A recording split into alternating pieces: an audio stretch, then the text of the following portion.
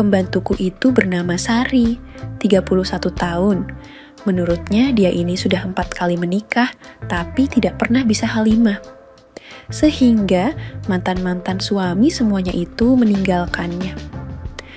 Kulitnya kuning langsat, tinggi 165 cm, dengan berat badan 50 kg. Sari bekerja sebagai pembantu rumah tangga di rumahku. Sebut saja aku Fahrozi, 52 tahun.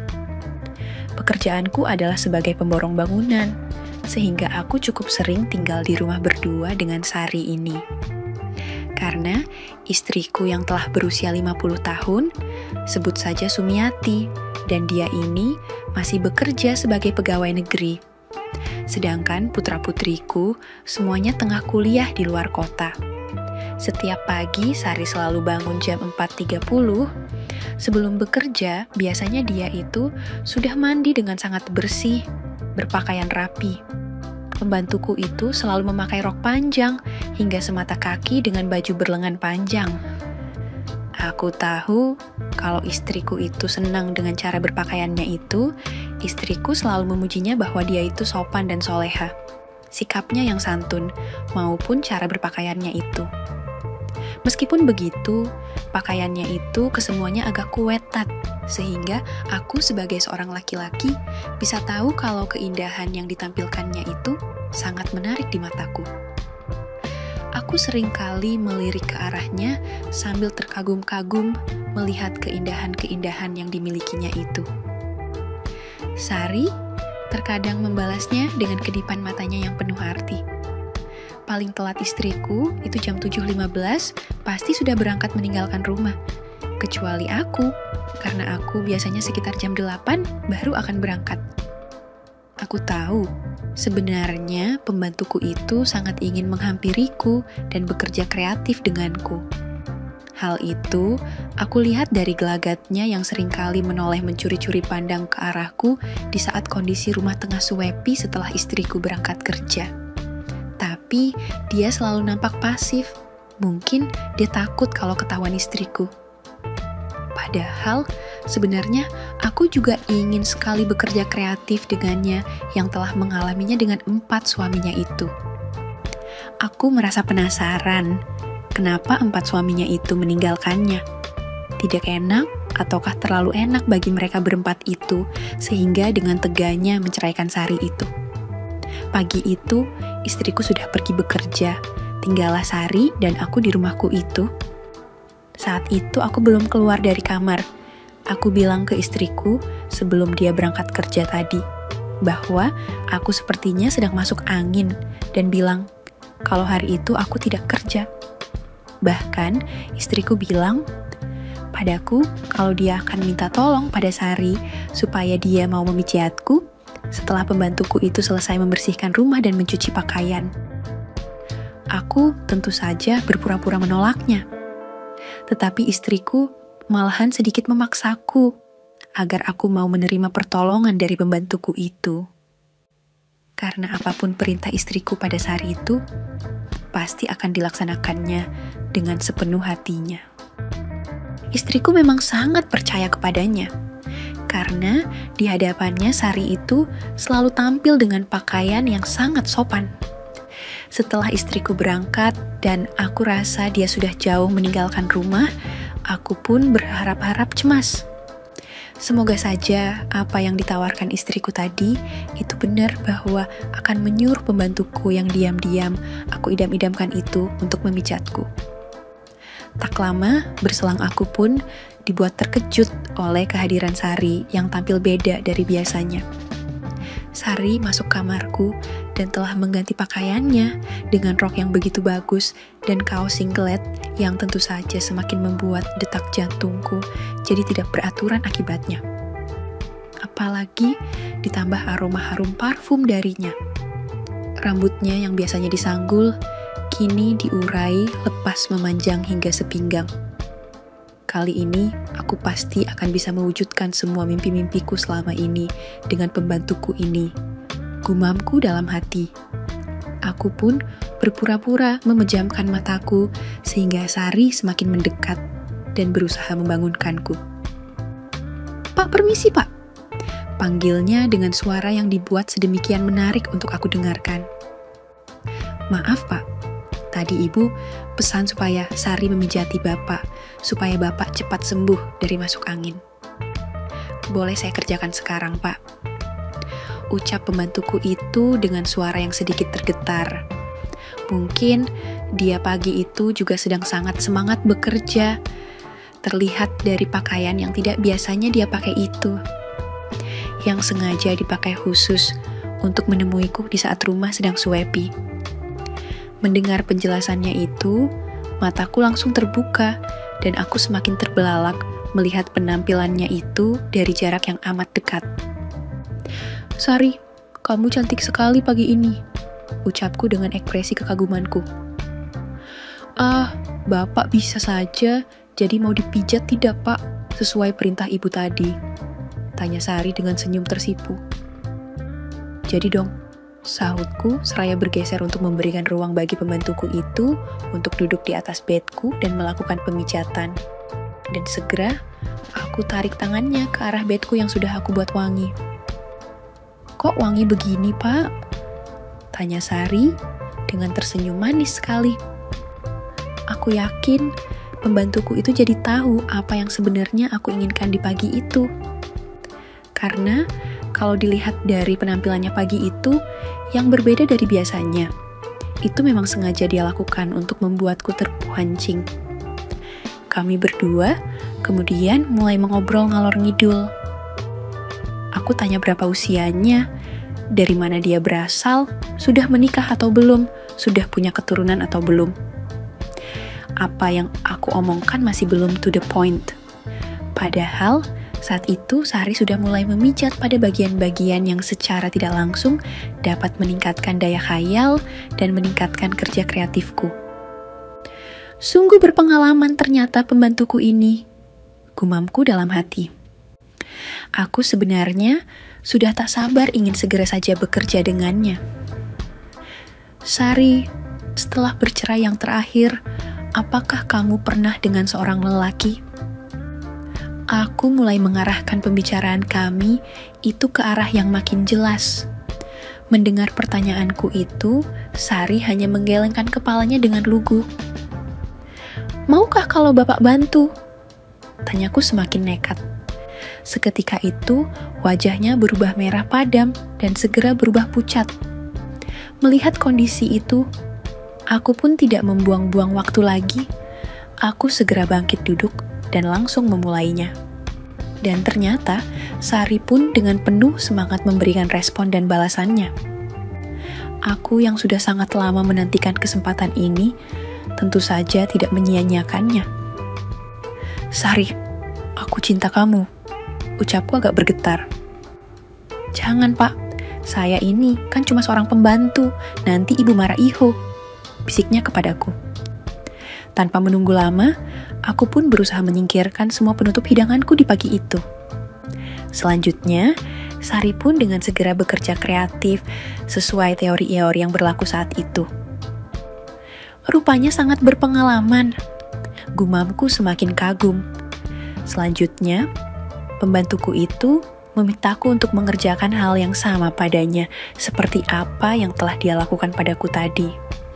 Tetapi, aku tidak marah, malahan aku merasa tersanjung dengan permintaannya itu. Karena selama ini, aku memang belum pernah mengerjakan hal itu, jadi pagi ini, aku benar-benar mendapatkan sebuah pengalaman baru yang sungguh luar biasa. Bagaikan sebuah robot, aku langsung mengarahkan kepalaku itu sesuai petunjuk dari pembantuku itu. Karena itu pengalaman pertama, tentu saja aku sangat bersemangat sekali, dan akibatnya pembantuku itu pun menjadi kesenangan. Dan tidak menunggu lama, dia pun memperolehnya. Pak, panggilnya saat Sari mendapatkannya. Pak, Sari senang sekali pagi ini, ucapnya setelah nafasnya kembali normal. Lia, Sari, tapi Bapak belum loh, bisikku. Tanpa memberikan jawaban, Sari tahu-tahu sudah bersiap di atas, dan itu adalah satu kejutan lagi buatku. Karena, lagi-lagi hal itu juga selama ini belum pernah aku dapatkan dari istriku. Yah, memang istriku itu sangat monoton. Bahkan kalau aku tidak minta, dia tidak pernah menawarkannya. Sepertinya aku akan semakin keterusan dengan pembantuku ini, batinku. Dan yang membuatku semakin terhibur adalah ketika pembantuku itu bilang, sebelum masuk, bilang, "Kulo nuwun dulu dong sayang," candanya. Aku meminta pada Sari untuk bangkit sebentar dan menghidupkan DVD yang ada di atas meja kecil di samping tempat tidurku itu. Kemesraan ini janganlah cepat berlalu. Itulah lagu yang segera mengalun. Selanjutnya, aku pun kembali ke posisiku semula. Dan ketika sudah benar-benar siap, aku pun berkata, "Kulo nuwun istri mudaku, cintaku," ucapku dengan memejamkan mataku, karena aku benar-benar ingin menghayatinya. "Monggo, silakan masuk, kekasihku," sahutnya seraya bergerak dengan perlahan. Dan benar-benar saat itu aku mendapatkan sesuatu yang tak bisa aku ucapkan dengan kata-kata. Alangkah bodohnya suami-suami terdahulu Sari itu. Orang pinter kayak gini kok disia-siakan hanya karena Sari tidak kunjung bisa memberikan keturunan, batinku. Sari begitu bersemangat menemaniku bekerja kreatif di pagi itu. Aku pun tidak tinggal diam. Dengan segenap pengalaman yang aku punya, aku pun berusaha membuat pembantuku itu juga merasakan kesenangan seperti yang aku rasakan pagi itu. Keringat pun mulai berkucuran, padahal kamarku AC-nya itu on. Meskipun begitu kami berdua tidak menjadi malas, tetapi malahan semakin bersemangat. Benar-benar beruntung, aku bisa mendapatkan kesempatan emas dengan pembantuku ini berkat dari usulan istriku yang tidak menyangka ini akan terjadi padaku dan Sari. Hingga setelah sekitaran 35 menitan, akhirnya secara bersamaan aku dan Sari mencapai puncak merbabu di pagi yang indah itu. Sari sayang, terima kasih. Banyak ya. Pengalaman pertama ini sungguh-sungguh luar biasa. Sari telah memberikan sesuatu yang selama ini tidak aku dapatkan dari ibu, bisikku. Boleh kan aku selalu mencintai dan memiliki Sari selamanya? Tanyaku lagi. Pak, cinta itu bukan harus memiliki. Jadi tanpa menikah pun, kalau setiap pagi setelah ibu pergi kerja, kita bisa bekerja kreatif seperti ini kan? Sahutnya penuh pengertian. Aku hari ini tidak pergi kerja, tadi sudah izin ke kantor, ucapku. Nah, kalau begitu, hari ini kita kan punya banyak waktu. Pokoknya sampai sebelum ibu pulang nanti sore, kita lanjut terus ya, sanggup nggak Pak? Tanya Sari dengan senyumnya yang membuatku kembali ingin bekerja. Suamiku sayang, Sari mau bangun dulu ya. Sari harus masak sarapan untuk suamiku tercinta, ucap Sari seraya mengelus pipiku. Untuk kita berdua dong, sayang. Masak untuk 2 porsi ya. Nanti kita makan berdua sambil suap-suapan. Setuju? Sahutku. Sari pun bangkit dari bed dan berlari kecil ke kamar mandi yang ada di kamarku itu. Pak, numpang bersih-bersih. Iya, ucapnya yang aku jawab dengan anggukan kepalaku. Tidak lama, berselang pembantuku yang aku sayangi, itu pun menghampiriku dan berbisik. Sebelum bikin nasi goreng, nanti Sari bikinkan susu telur madu jahe, STMJ buat Bapak ya. Biar kerja kreatif berikutnya, nanti Bapak tambah bersemangat lagi. Ya sayang, ucapnya seraya diambilnya selimut dan menyelimutiku. Sungguh pagi itu aku merasa begitu disayangi oleh pembantuku itu. Bagaimana kalau aku akan benar-benar jatuh cinta padanya? Batinku. Sekarang suamiku istirahat dulu, iya? Ucapnya seraya memberikan hadiah di keningku sebelum akhirnya Sari melangkah menuju dapur. Tinggallah aku sendiri yang senyum-senyum sendiri karena tidak menyangka akan mengalaminya. Terima kasih, istriku sayang. Aku jadi beneran sangat sayang sama kamu Sari. Sahutku sebelum Sari jauh dariku. Segera Sari berlari ke dapur dan membuatkan STMJ untukku. Setelah STMJ itu jadi, Sari memberikannya padaku. Suamiku sayang, Ini diminum dulu STMJ-nya, biar nanti bertambah semangat. Ucap Sari seraya menyodorkannya padaku. Aku pun menerimanya dan segera meminumnya. Sari segera kembali beraktivitas seperti biasanya, yaitu seperti mencuci pakaian, menyapu rumah, dan mengepelnya. Semua dilakukan dengan cepat dan bersih, supaya tidak ada ganjelan utang kerjaan pada saat bekerja kreatif lagi denganku, katanya. Pagi itu, aku merasa seperti pengantin baru saja rasanya. Ketika Sari datang ke kamarku dengan membawa menu sarapan nasi goreng spesialnya. Aku pun menyambutnya. Tetapi bukan nasi goreng itu tujuanku, melainkan yang membawa nasi goreng itu. Kupikir ini pasti gara-gara STMJ yang aku minum tadi. Sabar dong, suamiku tersayang. Yuk kita makan nasi goreng spesial ini dulu, sepiring berdua sayang. Ucap Sari penuh cinta kasih. Kusuapi Sari dan disuapinya pula aku sambil tangan kiriku yang tak mau diam.